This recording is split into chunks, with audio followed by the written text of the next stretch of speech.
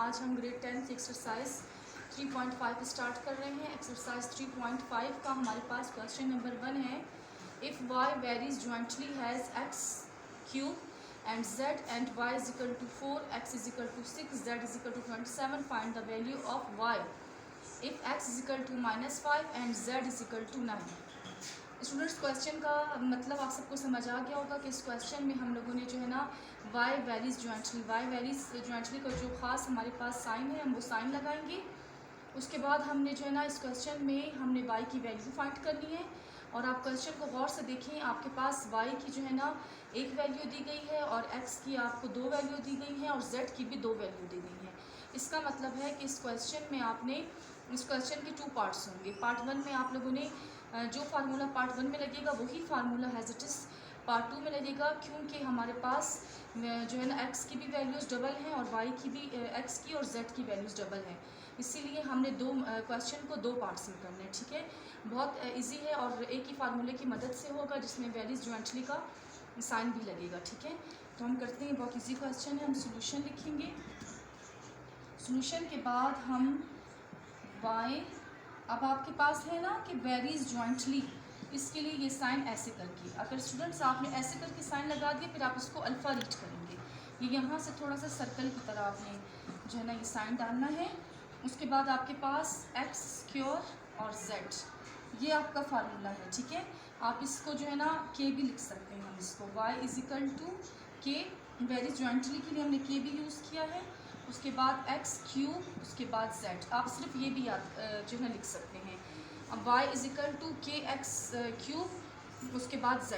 अभी आप लिखेंगे, अभी आप वैल्यूज़ पुट करेंगे। ठीक है, पहले आप लिखेंगे put x is equal to 6, आपके पास पहले 6 है, आप लिखेंगे x इज इक्वल टू 6। फिर आपके पास y की वैल्यू क्या है, y की वैल्यू आपके पास है y इज इक्वल टू हमारे पास है 4, y इज इक्वल टू 4। उसके बाद z इज इक्वल टू हमारे पास क्या है, z इज इक्वल टू हमारे पास है 27। तो यहाँ पे x और z की बात हो रही है, इसीलिए हमने x, y और z की बात हो रही है, इसलिए x, y और z की वैल्यूज़ को हम लिखेंगे। उसके बाद हम इस फार्मूले के मुताबिक क्वेश्चन को खोलेंगे। अब y है, y की वैल्यू क्या है 4, y की जगह स्टूडेंट्स आप पुट करेंगे 4, k हैज़ इट इज़। अब x की वैल्यू क्या है, x की वैल्यू आपके पास आ रही है 6, तो x के ऊपर क्यूब है, आप यहाँ भी क्यूब डाल देंगे। और z की वैल्यू 27 है, ये ब्रैकेट में, इसलिए भी ब्रैकेट में आ जाएगा। 4 का 4, k का k, 6 को 3 टाइम मल्टीप्लाई करें, 6 multiply 6 multiply 6, 27 has it is. 4 का 4, 6 6 36, 36 6 हमारे पास आ जाएगा 260, 27 हैज़ इट इज़। उसके बाद स्टूडेंट्स इसको हम मल्टीप्लाई नहीं करेंगे, 4 हमारे पास जो है ना डेनोमिनेटर में आ जाएगा और 226 मल्टीप्लाई 27 डेनोमिनेटर में आ जाएगा और k हमारे पास यहाँ पे आ जाएगा। उसके बाद स्टूडेंट्स हम देखेंगे कि किस टेबल से जो है कटता है। देखिए 4 1 ज़ा 4, 4 5 ज़ा 20 और 4 4 ज़ा हमारे पास आ गया 4 5 ज़ा 20 और 4 4 ज़ा हमारे पास आ गया 16। तो हमारे पास 54 और 27, अभी 54 और 27 को हम मल्टीप्लाई करते हैं। यहाँ पे मैं करती हूँ वर्किंग में,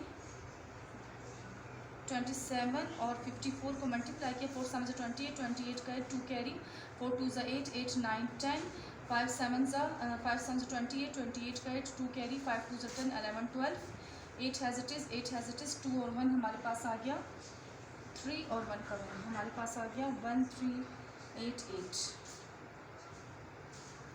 दोबारा करते हैं स्टूडेंट्स, 4 1 ज़ा 4, 4 5 ज़ा 20, 4 4 ज़ा हमारे पास हो गया 16। 54 और 27 को मल्टीप्लाई करने से 4 7 ज़ा 21, 8 2 कैरी, 4 2 ज़ा 8, 9 10 मल्टीप्लाई 5 4 ज़ा सॉरी स्टूडेंट्स 5 4 ज़ा हमारे पास आएगा 5 7 ज़ा हमारे पास आएगा 35, 35 का 5 3 कैरी, 5 2 ज़ा 10, 10 11 12 13 हमारे पास आ जाएगा 13। 8 has it is, 5 has it is, 3 और 1 4, 1 का 1 हमारे पास आएगा 1458। स्टूडेंट्स हम लिखेंगे k is equal to 1 into 1458। हमारे पास पार्ट 1 सॉल्व हो गया। अभी हम पार्ट 2 सॉल्व करते हैं। पार्ट 2 हम सॉल्व करते हैं। पार्ट 2 के लिए भी हमने इसी फार्मूले को दोबारा से पुट करना है और जो हमारे पास 2 मरतबा जो वैल्यूज़ दी गई हैं हम उन्हीं वैल्यूज़ को पुट करेंगे।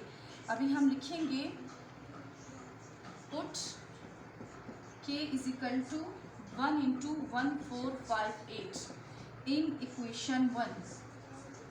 ठीक है, अब देखिए y इज इक्वल टू वही फार्मूला दोबारा से हम लिखेंगे, क्या था k एक्स क्यूब, उसके बाद हमारे पास था एक्स क्यूब, फिर उसके बाद था हमारे पास z। अभी आप बताएं दूसरी वैल्यू क्या थी x की। x इज इक्वल टू मैंने लिखवाई थी आप लोग को -5, उसके बाद मैंने आप लोग को z की वैल्यू लिखवाई थी z इज इक्वल टू 9। ठीक है, ये किस में आएगा, इन इक्वेशन 2 में आएगा। ठीक है, अब y की कोई वैल्यू नहीं अभी तक, y को एज इट इज लिखेंगे। k का आंसर क्या आया था 1 इंटू 1458 यानी 1458। x की वैल्यू क्या आई थी, x की वैल्यू हमारे पास क्या है -5, इसका क्यूब है आप क्यूब डालें। z की वैल्यू क्या है, z की वैल्यू हमारे पास 9 है, यहाँ पे 9 डालते हैं।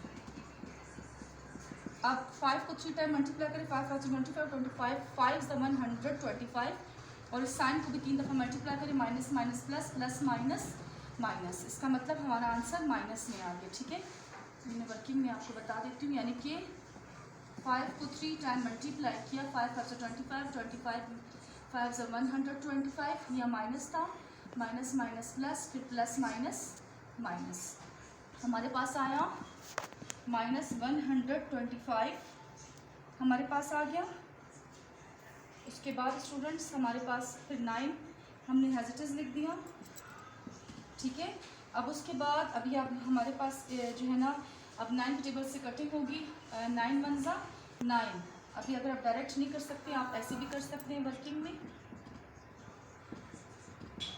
9 की टेबल 14 से स्मॉल नंबर क्या है, 9 1 ज़ा 9, 9 1 ज़ा 9, 14 में से 9 माइनस किया 9 10 11 12 13 14, हमारे पास 5 है, 5 एज इट इज़ 9 9 6 ज़ा 54, 5 में से 4 गया 1, 8 का 8, 9 2 ज़ा 18, हमारे पास क्या आ गया 9 1 ज़ा 9, 9 162 ज़ा हमारे पास 1458 आ गया।